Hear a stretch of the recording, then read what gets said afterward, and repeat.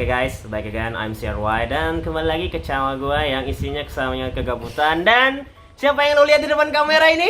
Ya jelas bukan gue lah. Inilah teman gue, namanya, kenalin diri lo. Nama gue sih, nama asli atau gimana sih? Nama asli aja lah, masa? Nama gue Reza.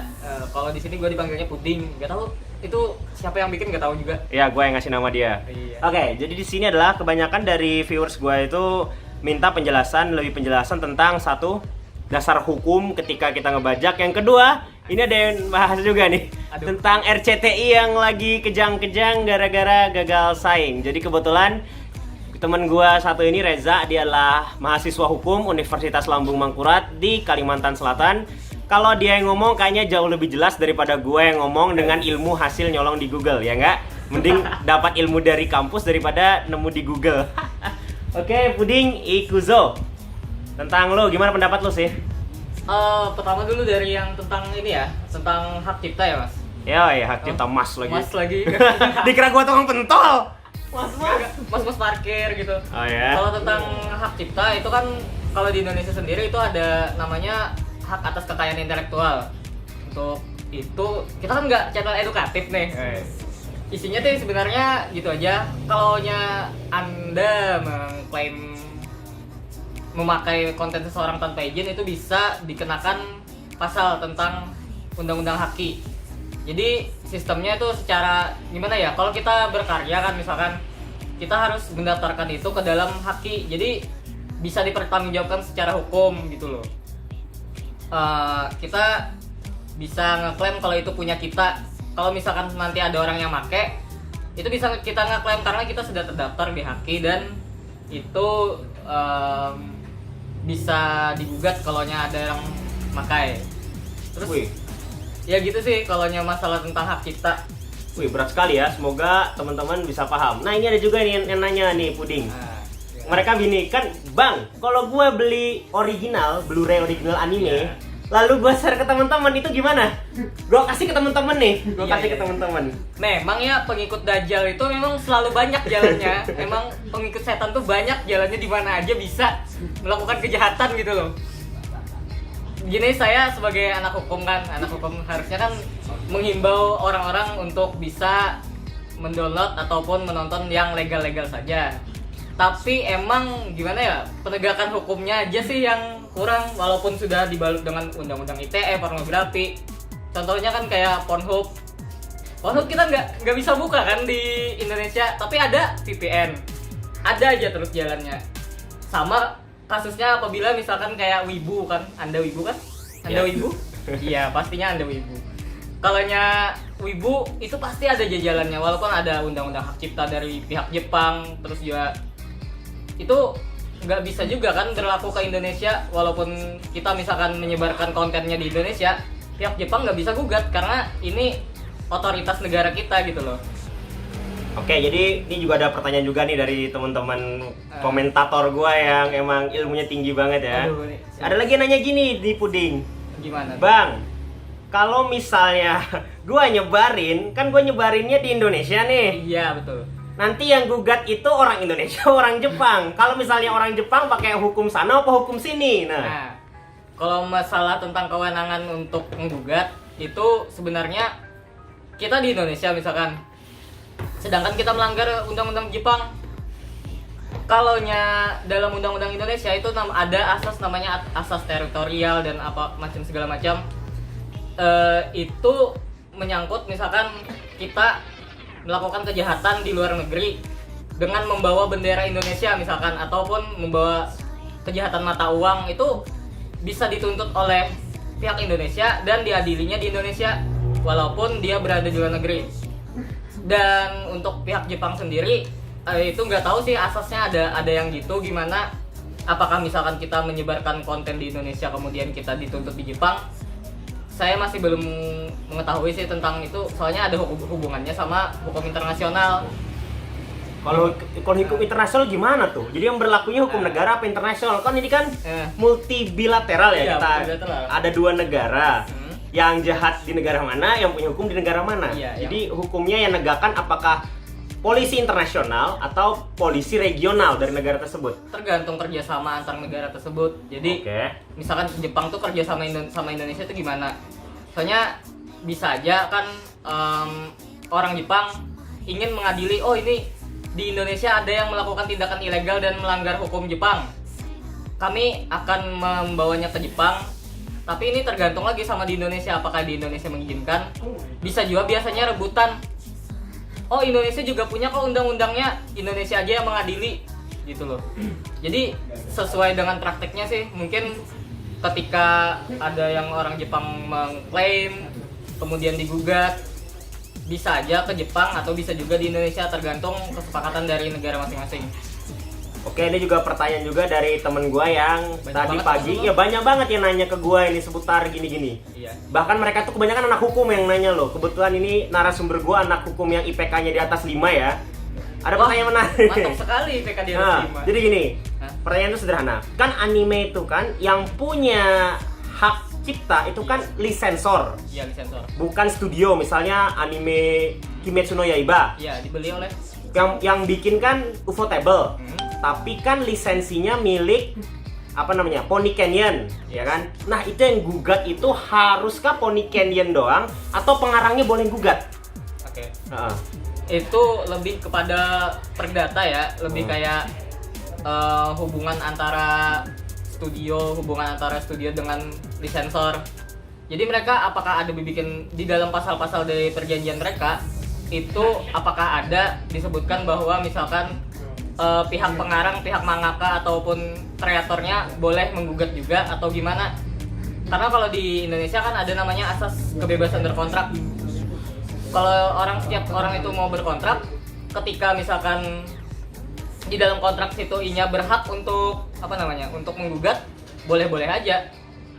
Tapi secara hukum Jepang sih nggak tahu ya. Kalau dari referensi kita, hukum kita yang di sini itu boleh selama ada kontrak di sana.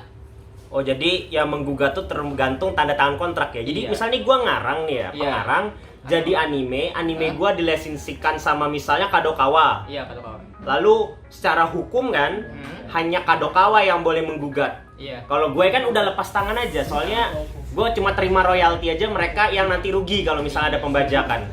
Jadi tapi secara langsung kan gue tetap pengarang original nih. Iya. Apakah gue boleh gugat? Kalau misalkan dalam kasus seperti itu kalau pengarang ingin menggugat juga itu harus dengan sepengetahuan lisensor. Jadi kada gimana ya, nggak boleh. Aduh. Oh iya, sorry ya, gua orang Banjarmasin jadi agak-agak masuk logat. Nande monai. Iya. Jadi kalau misalkan sang kreator atau mangaka itu mau gugat, itu harus dengan persetujuan juga lisensor, karena kan sudah ada tanda tangan kontrak bagi royalti atau gimana macam. Kalau misalkan merasa dirugikan, itu harus ke lisensor, karena sebenarnya pada dasarnya kan sudah dibeli oleh lisensor dan yang kreator ini sudah lepas tangan kan, kata Bang tadi tinggal nerima royalti atau gimana. Kalau mau menggugat berarti harus koordinasi juga dengan si Kadokawanya, karena mungkin otomatis sama-sama dirugikan juga. Nggak mungkin satu pihak aja yang dirugikan, misalkan cuman kreator ataupun cuman studio gitu atau lisensor gitu. Oke, ini yang paling ditunggu-tunggu nih dari seluruh wibu di Indonesia, banyak banget yang nanya. Iya. Nasib ilegal kita, anggaplah seperti Otaku Desu, Neonime, Meonime ya, kayak situs-situs kita Betul. nonton ilegal yang bersubtitle Indonesia. Iya. Kalau misalnya itu ditegakkan, apakah hanya penghapusan atau yang punya kena hukum pidana? Gimana? Oke. Pertama yang pastinya itu bisa kena penghapusan. Dari misalkan Otaku Desu kan mereka bikin fansub kan, bikin ke misalnya gimana ya, bikin hyperlink atau gimana sih biar bisa download sebuah file itu. Oh, maksudnya ngupload ke file hosting Iya, ya? ngupload ke hosting kan. Untuk situs-situs seperti itu, kalau di Jepang kan mereka real secara itu dihapus, di semua data-data mereka dihapus. Dan kalau di sana itu bisa kena denda, bisa kena pidana. Dendanya hampir berapa juta yen tadi ya? Kalau dirupiahkan mungkin bisa 262 ya, juta kan? 550-an. Kemudian untuk hukum pidananya itu kewenangan pihak Jepang lagi sih yang menggugat. Karena biasanya tentang kalau yang masalah untuk hak cipta dan yang lain-lain tuh biasanya perdata, lebih ke perdata, dan itu biasanya lebih ke ganti rugi aja. Tapi apabila itu menyangkutnya ke pidana, karena tadi di undang-undangnya juga disebutkan bahwa itu bisa dipidana, nasib-nasib yang di Indonesia itu kalau menurutku lah tidak masalah, karena tergantung tadi kewenangan mengadili, kewenangan mengambil keputusan untuk ini bisa dipidana atau tidak. Sebenarnya bisa, tapi biasanya orang-orang lebih mengutamakan yang di negara mereka sendiri. Kalau di negara kita kan itu mungkin ada yang membawahi sendiri di undang-undang ITE misalkan, undang-undang tentang penyiaran misalkan juga kan. Tapi kalau untuk diadili di Jepang sepertinya tidak masalah, aman-aman saja. Oke, jadi pertanyaan yang bersifat mayoritas udah gue sebutin. Iya. Mungkin ada kata-kata penyemangat buat wibu Indonesia, jangan takut, pokoknya apa-apa tentang gini. Mungkin ada dari dasar hukum misalnya. Iya. Ada nggak?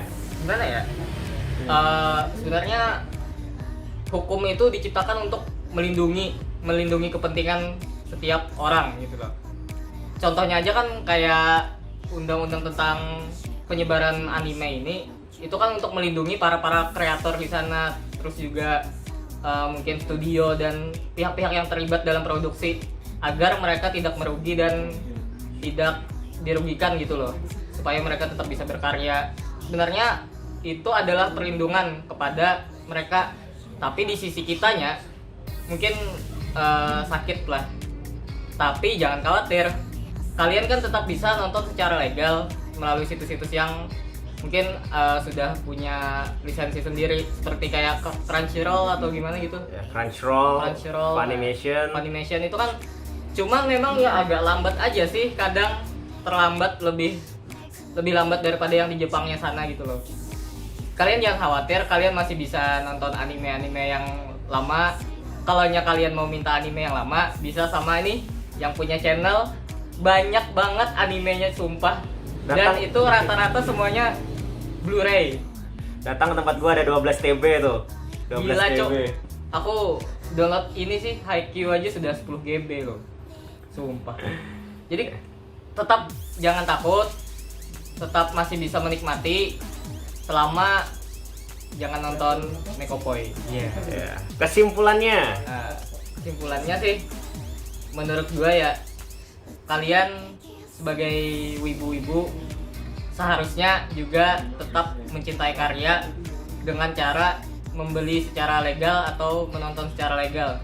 Tapi yang namanya wibu barbar ya pasti ada aja caranya. Setan tuh selalu punya cara untuk menghasut manusia untuk melakukan yang salah. Mudah-mudahan kalian para wibu bisa tercerahkan dengan konten yang tidak jelas ini. Saya juga bingung sebenarnya, walaupun saya anak hukum, tapi yang kita tahu kan ini gara-gara corona, apa-apa lewat online, PDF, ilmunya pun nggak masuk juga. Ujung-ujungnya paling nonton anime, dapat tugas dari dosen, kerjakan, selesai nonton anime lagi, cuy. Kita sama-sama wibu. Udah gitu. Ada quotes nggak pakai bahasa Jepang? Misalnya ike kimochi gitu, quotes nggak ada. Gimana ya? Gue nggak terlalu bisa bahasa Jepang sih. Gimana ya? Biasanya apa sih orang-orang yang tatakae bertarung. Oke, udah. Oke ya. Jadi di sini gue tetap memberikan tambahan kata-kata aja buat para viewers gue yang lagi kejang-kejang, cemas, dan besoknya itu mungkin akan jadi penonton drakor.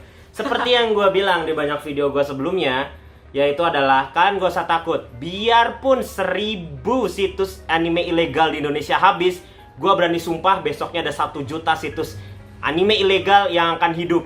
Tidak ada bisa menghabisi yang namanya pembajakan di bumi ini. Karena apa? Pembajakan itu sudah berada sejak tahun sebelum teman-teman lahir tuh. Pembajakan sudah dihapuskan, ribuan tahun hapus pembajakan, sampai sekarang nggak ada. Bahkan sekarang membajak malah tambah enak, polisi kewalahan. Lihatlah ya sekarang ya. Lu di sekolah SD SMP itu ada tulisan dilarang fotokopi buku pengetahuan ya kan? Betul kali. Buku paket ya enggak? Iya, bahkan 500 juta memfotokopi, menduplikat atau memperbanyak tanpa izin. betul. Tapi siapa yang nyuruh Anda menduplikat? Guru Anda Guru Anda sendiri. sendiri, orang tua Anda sendiri, sekolah Anda sendiri. Artinya apa? Pembajakan itu sudah mendarah daging. Sudah sebenarnya. mendarah daging di sini. Kalau kita membahas lagi, satu, Jepang. Anda kira di Jepang tidak ada pembajakan? Ingatlah, Banyak. hukum mereka hanya berlaku di negara mereka. Dan hukum dari setiap negara itu sudah gue bilang hanya mengenai mereka yang menyebarkan pertama kali, bukan menyebarkan luas. Siapa yang menyebarkan pertama kali? Itu pasti dari pihak Jepang. Lah, tapi gimana bang kalau gue misalnya nonton dari situs atau channel resmi di Amerika Serikat misalnya? Amerika Serikat kan kebebasannya tinggi tuh. Ya nggak masalah. Yang nanti yang dimarahin yang punya lisensi, siapa suruh lo tayangin di TV? Itu aja nanti masalah mereka. Pembajakan itu pasti. Cara menghilangkannya itu mustahil. Kita ada juga namanya undang-undang pornografi, nyimpan bokep 8 tahun penjara. Emang ada nggak yang di penjara gara-gara itu? Cari sekarang di dunia ini. Itu hukum dah 22 tahun. Kita masih nyimpan. Bahkan ada grup WhatsApp-nya loh. Iya. Oh, ketahuan dong. Asal jangan jadi pedofilia saja kalian ya. Oke, terima kasih Reza Kun alias Puding Kun. Yoi. And I'm CRY. I will show you how to create a future. I'm back again with a new content in the next time. See you next time.